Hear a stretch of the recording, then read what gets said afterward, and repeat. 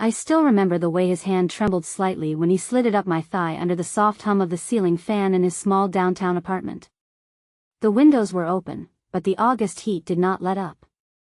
His lips were pressed against my collarbone, whispering promises that melted into my skin like warm honey. "You are my forever, Haley," he said, just moments before I gave him the most sacred part of myself, my body, my innocence, my trust. That night, I believed I was handing myself to the man I would marry. That night, I believed in everything he said.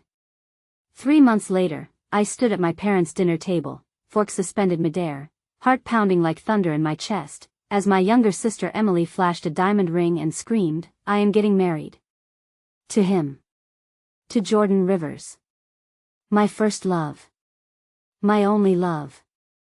The man who took my virginity and promised me forever, now kissing the hand of my baby sister. Before I unfold this deeply personal story, I want to take a moment to say thank you.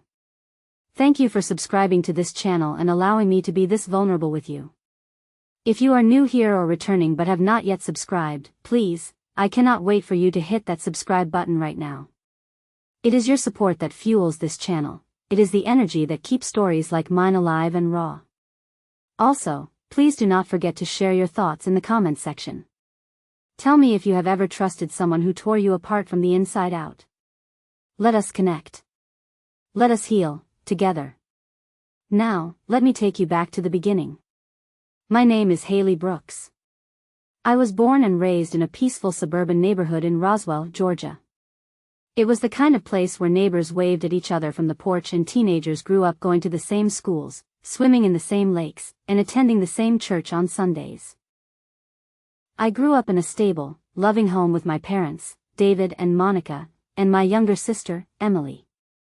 We were the kind of family that celebrated Taco Tuesdays, took road trips to Tennessee, and had family game nights that ended with laughter and popcorn fights. But beneath that perfect surface was a storm I never saw coming. Emily was always the center of attention. Blonde, bubbly, with a natural flair for drama and charm. People adored her. Teachers, friends, even strangers. She walked into a room and lit it up.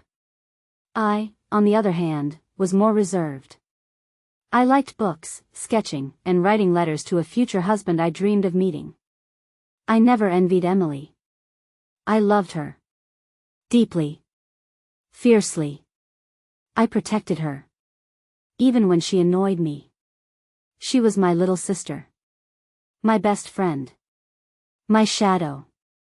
Which makes this betrayal even harder to tell. Jordan Rivers came into my life the summer before my sophomore year in college. I was working part-time at a bookstore downtown. He walked in wearing a gray hoodie, slightly wet from the summer rain, asking for a poetry book by Pablo Neruda. He had the kind of voice that wrapped itself around you like a familiar blanket, low, smooth, patient. His eyes were hazel, with flecks of green and gold, and when he smiled, the right side of his lip curled just a little higher than the left. It was crooked. It was real. He came back the next day. And the next. At first, it was coffee. Then walks in the park. Then hours on the phone talking about music, politics, his dreams, my fears. He was 5 years older. He had just launched a small startup in Atlanta. He spoke about life as if he had seen both the worst and best of it. He made me feel seen. He made me feel like I mattered. 3 months into our secret relationship, secret because I did not want Emily or my parents interfering, I found myself in his arms, in his apartment, whispering yes to a moment I had saved for the right man. It was slow. It was clumsy. It was perfect in all the ways first times are when you are deeply in love. Afterwards, we lay tangled in each other's limbs. He kissed the top of my head and said, "You are it for me. No one else." I smiled in the dark and believed every word. After that night, things changed. Slowly at first. He said he was busy with work. That he was under pressure. That he would call, then forgot. That he would come by, but never showed. I waited. Texted. Waited some more. Then one day, he told me he was traveling for a few months for an investment opportunity. That it was sudden. That he was sorry. He kissed me on the forehead and left. When I came home from college for Thanksgiving, the house was full. Laughter, cousins, food, Emily's loud music playing upstairs. I had been gone for 3 months. Jordan had not called. I walked into the dining room with a smile. My parents were standing. Emily had both hands covering her face, giggling like a schoolgirl. Then she shouted, "I am getting married." Everyone screamed. Cheered. She turned and pointed toward the door, beaming. And there he stood. Jordan Rivers. In a suit. Smiling. My Jordan. No, her Jordan. My legs nearly gave out. I gripped the table to steady myself. No one noticed. Not even him. He walked to Emily, kissed her cheek, and held her close. He never looked at me. But I stared. Because he was the man who took my virginity and promised me forever. Now standing beside my sister, promising her everything. The weight of silence can suffocate a person. After that dinner, I disappeared upstairs like a ghost, while the rest of the family basked in Emily's engagement glow. My heart was breaking into pieces so loud inside me, I thought someone would hear it. But no one did. No one suspected a thing. Not even Emily, who was too busy waving her diamond ring around like she had won the lottery. And in some twisted way, she had. She had won him. Jordan did not speak to me that evening. Not even a glance. But I felt him. I felt his presence, thick and heavy like smoke in a burning house. Every time he laughed, I flinched. Every time he touched her, I wanted to scream. But I did not. I smiled when I had to. I hugged her when she asked. I bit the inside of my cheek until I tasted blood, just to keep from crying. A few days after the announcement, Jordan came by the house to help Emily with wedding planning. My parents were thrilled. Emily was ecstatic. I stayed hidden in my bedroom with the door locked. That evening, while I was in the backyard trying to breathe, I heard footsteps. "Haley," he said. I turned. He was standing behind me, his hands buried deep in his coat pockets. His eyes looked tired, like he had not slept in weeks. "You should not be out here," I said flatly, avoiding his gaze. "I need to talk to you. There is nothing left to say." He stepped closer. "You know I never meant for this to happen." "Then what exactly did you mean to happen?" I asked, finally looking at him. "You disappeared. You ghosted me. And now you are engaged to my sister?" He opened his mouth, then shut it again. He looked like a coward, and in that moment, I realized that he truly was one. "I did love you," he whispered. I shook my head. "No, you used me. And now, you are going to marry her and pretend none of it ever happened. Just leave me alone, Jordan." He stood there for a moment longer, like he expected forgiveness. But I turned and walked away.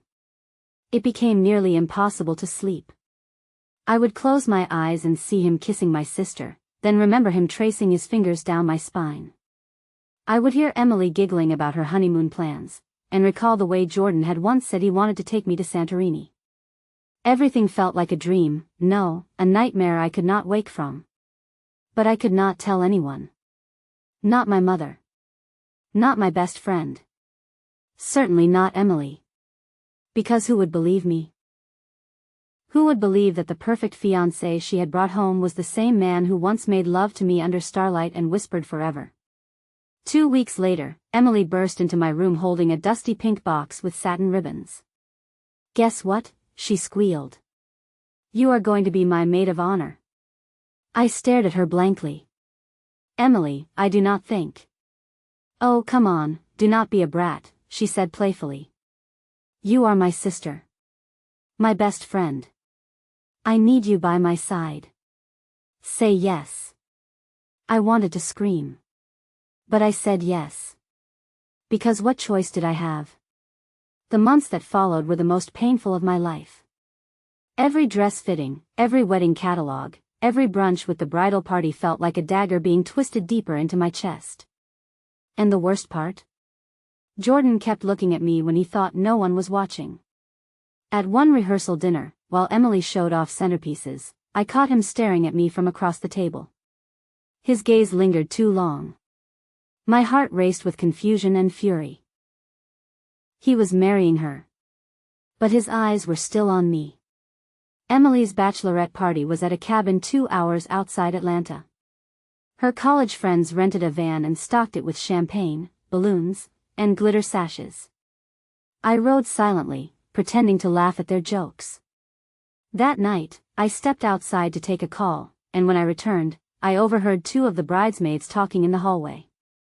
"He is cute, but something is off about him," one girl said. "Oh, totally," the other replied. "Did you know he used to date someone before Emily, like seriously dated her?" "I think it was someone in the same town." "Do you think Emily knows?" "Nope. But it was recent." "I think he ghosted the girl." "Men are trash." I froze. They did not know they were talking about me. I ran to the bathroom and threw up. The night before the wedding. The house was buzzing with activity. My mother was running around with lists and curling irons. Emily was glowing. And Jordan was, oddly quiet. That night, I sat in the guest room, staring out the window, replaying every moment of the last year in my mind. Then I heard the soft knock. I knew it was him before I opened the door. "Please," he said, stepping inside. "Just give me 5 minutes." I did not speak. He sat on the edge of the bed, head in hands. "I cannot marry her, Haley." I felt my breath catch. "Then why are you?" "Because, she told me she was pregnant." The room fell silent. "Pregnant? Are you serious?" I asked. He nodded. I panicked. I thought it was the right thing to do. I stood up. "So you are marrying her out of pity? What kind of man are you?" "I loved you, Haley." "I still do." His voice cracked. My hands were shaking. "You should have told me," I said. "You should have had the decency to tell me the truth." "I am telling you now. Run away with me. Tonight. We can disappear. You and me, like we always talked about." My chest heaved. He was serious. He was willing to leave my pregnant sister the night before their wedding, for me. But before I could answer, the door flung open. Emily stood there. Eyes wide. Face pale. And in her hand, a bottle of wine and 2 glasses. The room went silent. The kind of silence that wraps its cold fingers around your throat and chokes the air out of your lungs. Emily stood there frozen, gripping a wine bottle and 2 glasses like weapons. Her eyes darted between me and Jordan, the man she was supposed to marry in less than 24 hours. The way her jaw tightened, the slight quiver in her lips, it was clear she had heard enough to understand what was going on. Still, she said nothing. Neither did I. And Jordan, he did what cowards always do. He lowered his head like a dog that knew it was about to be kicked. Emily broke the silence first. "I brought wine," she said, her voice disturbingly calm. "I thought we could have a last toast as sisters." I stepped forward slowly. "Emily." "Save it," she said sharply. Her smile vanished. "I should have known. The moment he started looking at you differently, I should have known." She set the glasses down on the dresser with a loud clink, her hand trembling now. "I saw the way you flinched when we announced the engagement. I saw how you avoided eye contact. I wanted to believe it was nothing. I wanted to believe my sister would never." "Emily," I interrupted, forcing my voice to stay even. "You need to know that he was mine first. Before you ever brought him home." Her eyes widened. "What?" I looked directly at her now. "He and I were together. For nearly a year. He took my virginity. He told me he loved me. And then he disappeared without a word, until he showed up on your arm. Jordan stood up suddenly. It was not like that. Shut up, Emily hissed, glaring at him. A tear rolled down her cheek, but she brushed it away with fury. You told me I was special. You told me you wanted a family. I thought you were pregnant, Jordan said, his voice cracking. Her eyes narrowed. Thought? Another silence. Then she laughed, a hollow, bitter sound. You idiot, she said, laughing again. I am not pregnant. I never was. Jordan looked like someone had punched the air out of him. What? Emily shrugged. I told you that because I knew you were slipping away. I knew you were not over her. And guess what? I was right. Jordan stepped back, his legs unsteady. You lied to me. You both lied, she snapped.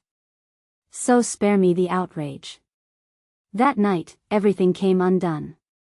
Emily did not cry like I expected. She screamed. Threw the wine bottle against the wall. Tore her dress apart. She let rage swallow her whole, and it was terrifying to watch. But the most terrifying part? I understood her. Because I had screamed like that too, months ago, when I sat in my college dorm, staring at my phone, wondering why Jordan had ghosted me after the night I gave him everything. Jordan tried to explain. Apologize. Beg. But Emily was done. I will not marry a man who fumbles between sisters like we are toys on a shelf, she spat. I stood still, heart racing, ashamed but no longer silent. You should both leave, she said, looking at me. I do not care where you go or what you do. Just get out of my life. The next morning, the wedding venue was quiet. No guests. No flowers. No music. Just an empty hall filled with what could have been, and never would be. My parents were devastated. My mother cried into her coffee. My father blamed himself. But they did not know the full story. Emily never told them. And neither did I. It was not for them to carry. This was our mess. Jordan left town a week later. Sent me one last text I never responded to. I am sorry for everything. I still love you. I deleted it without a second thought. 2 years later, the return of a ghost. Life moved on. I graduated. Took a job in Denver. Cut my hair. Found peace in small things. I went to therapy. I learned to forgive myself. Emily and I. We did not speak for nearly a year. But one day, she showed up at my apartment unannounced. No makeup. No fancy clothes. Just pain and exhaustion etched into her face. We sat in silence for a while. Then she said, "You really loved him, did you not?" I nodded. "So did I," she whispered. I reached across the table and took her hand. And for the first time since it all happened, we cried together. Sisters again. Not perfect. But healing. I heard about him through mutual friends. His startup failed. Investors pulled out. He moved from city to city, trying to find a fresh start. One day, he messaged me on social media. He wanted to meet. Said he needed closure. Out of curiosity, and perhaps strength, I said yes. We met at a small cafe near the park where we had our first kiss. He looked different. Older. Tired. His eyes, once bright with ambition, now dulled by regret. I ruined everything, he said. I nodded. Yes, you did. I never stopped